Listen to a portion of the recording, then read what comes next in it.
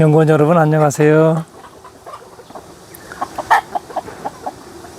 오늘은 25년 7월 30 수요일 오전 시간입니다. 오늘이 중복이죠? 네, 중복 잘 보내시고요. 더위를 또 잘 이겨내야지 또 다른 면역들이 생기는 것이니까 대한민국은 아주 특별하죠. 네, 건강 잘 지키시고 여름 나시길 바랍니다. 오늘부터 세 편에 걸쳐서 아마 좀 생소한 이야기일 수도 있어요. 그리고 여태까지 우리가 상식적으로다가 받아들였던 그러한 것을 제가 조금 다르게 해서 말씀을 드릴 테니까 오해는 없으시고요. 최대한 제가 이해가 될 수 있도록 연구원 여러분들한테 설명을 한번 해드리겠습니다. 세 편인데 두 편과 마지막 편에는 2, 3편이죠. 그쪽에서는 무소유에 대한 것을 말씀드리겠습니다. 물질 무소유와 비물질 무소유에 대한 것까지 한번 말씀을 드려보겠습니다.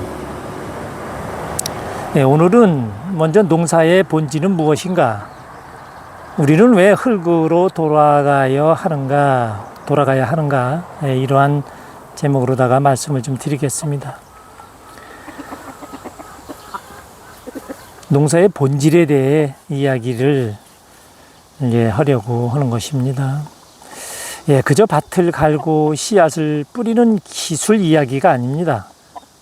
우리가 왜 흙을 만지고 자연 속에서 먹거리를 키우며 살아야 하는가에 대한 근원적인 질문에서 시작하는 이야기입니다. 농사는 인간이 자연과 맺은 가장 깊은 관계 중 하나입니다. 단지 작물을 생산하는 행위가 아니라 자연과 에너지의 흐름을 이해하고 그 흐름 안에서 우리가 어떻게 살아야 하는지를 배우는 길입니다. 그런데 오늘날 농사는 점점 자연과 멀어지고 있습니다. 과학 기술의 발달은 참으로 놀랍고 편리합니다. 농약, 비료, 하우스, 인공조명, 유전자 조작 기술까지요. 수확량은 늘어나고 병충해는 제어되어 날씨조차 극복할 수 있게 되었습니다. 하지만 그 편리함의 반대편에서는 엄청난 것이 일어나고 있죠. 흙의 죽음, 예. 자연 에너지의 단절, 사람의 건강 이상, 환경 파괴가 고스란히 따라오고 있습니다. 농사는 자연이 주는 생명 에너지를 우리 육체로, 우리 삶으로 받아들이는 행위입니다. 그렇게 자연과의 연결이 끊어진 농사는 겉으로는 풍성해 보일지 몰라도 속으로는 텅 비고 병들어가는 구조가 됩니다. 한번 생각해 보세요. 우리가 먹는 쌀 한 톨, 상추 한 장, 오이 한 개, 이들이 자라나는 과정을 들여다보면 그 속에는 햇빛, 바람, 물, 흙, 미생물, 미네랄, 온도, 자연의 주파수, 수많은 자연의 파동과 에너지들이 오고 갑니다. 자연은 우리가 이해하지 못한 수많은 방식으로 작물을 길러내고 있습니다. 그리고 그 자연이 정화된 식물과 열매를 통해 우리의 몸을 치유하고 영혼을 보존해 왔습니다. 하지만 지금은 어떤가요? 수많은 오이 농가에서 젖먹 오이를 씁니다. 자연 발화가 아니라 근처 토양의 뿌리를 잘 내리는 품종과 열매를 많이 맺는 품종을 기계적으로 접목합니다. 수박도 마찬가지죠. 접목을 한 번 하는 게 아니라 두 번, 세 번까지 하는 경우도 있습니다. 특히 이제 과수에서는 3번의 접목을 해야 하는 그러한 과학기술이 발달되고 있습니다. 왜냐고요? 뿌리가 제대로 정착하지 못하고 환경에 적응하지 못하기 때문입니다.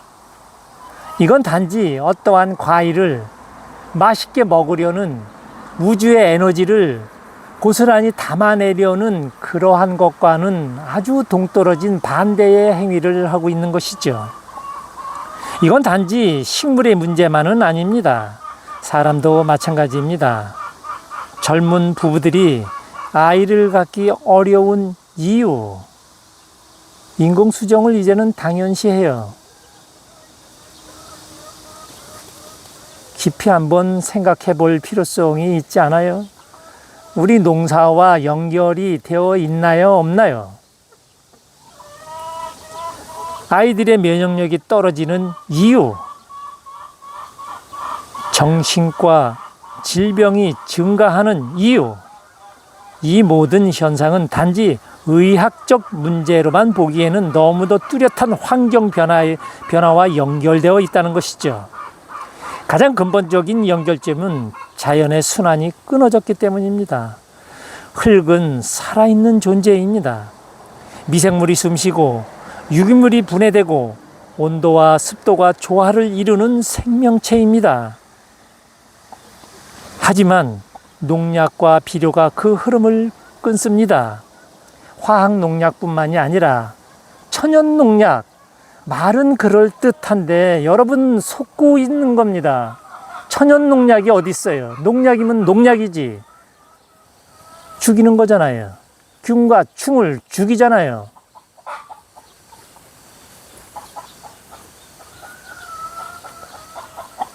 인위적인 수분 공급 그리고 영양제는 식물의 자생 능력을 약화시키고 우리가 먹는 음식의 진짜 에너지를 떨어뜨립니다. 건강한 농사는 무엇일까요? 비료를 많이 뿌리고 크고 보기 좋은 식물을 수확하는 것일까요? 아니면 자연의 이치에 따라 조금 아주 적게 수확이 좀 되더라도 사람의 몸을 치유하고 환경을 살리는 농사일까요? 저는 후자가 농사의 본질이라고 생각합니다. 네, 그러나 지금은 토양을 완전히 살렸다 하면 절대 수확량이 적게 기존 다수확량에서 뒤떨어지지 않는다는 것을 말씀드리겠습니다. 자연에서 수확한 열매가 우리 몸에 들어오면 그 식물의 생명력이 우리 몸을 정화하고 회복시켜 줍니다. 그것은 단지 영양소 때문은 그런 것은 아니죠. 그 식물이 자연과 조화를 이루면서 자연의 에너지를 통과시킨 매개체이기 때문입니다. 지금은 대부분의 농사 작물들이 자연이 아닌 공장에서 나온 듯한 모습이죠. 비료, 농약, 인공광, 접목, 성장 촉진제 등 이렇게 키운 작물은 형태는 같지만 생명력은 전혀 다르죠. 이렇게 농사 짓는 이유가 뭘까요? 결국 더 많은 수확과 더 빠른 판매를 위한 구조입니다. 자연을 이겨보려는 인간의 탐욕이 그 농업 기술 속에 녹아 있습니다. 그러나 자연은 이길 대상이 아닙니다. 자연은 우리가 배워야 할 스승이며 함께 살아야 할 동반자입니다. 오히려 우리는 지금 자연 앞에 고개를 숙이고 다시 겸손히 배워야 할 때입니다. 지금이 그 시기입니다. 지구의 온도는 계속 오르고 있고 한여름 농지의 지온은 35도, 38도를 넘기도 합니다. 이제 작물들이 그 온도를 견디지 못해 수확이 실패하는 일도 많아졌습니다. 하지만 이장집 에너지 농법에서는 고온 발효 유기물을 사용함으로써 자연의 열을 견디고 정화된 농작물을 생산할 수 있습니다. 지금 제가 말씀드리는 이장집 에너지 농법에서 고온 발효라는 말씀을 드리는데 이것을 만드는 레시피를 이 채널에 다 공개해 놨습니다. 여러분이 함께 만들어서 공유하시면 되는 것이에요. 오해가 없으시길 바랍니다. 이러한 농사는 단지 수확을 위한 기술이 아니라 자연의 흐름을 이해하고 그 흐름에 나를 맞추는 철학입니다. 그 철학의 중심에는 나는 자연의 일부이다. 그러한 인식이 자리합니다. 자연의 일부가 된다는 것은 내가 흙처럼 살고 물처럼 흐르며 햇빛처럼 따뜻하게 다른 생명을 도울 수 있어야 한다는 뜻입니다.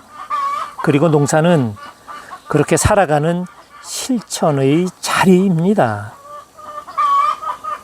오늘의 이야기 핵심은 이겁니다. 농사는 단지 땅을 일구는 일이 아니다. 농사는 사람을 일구는 일이다.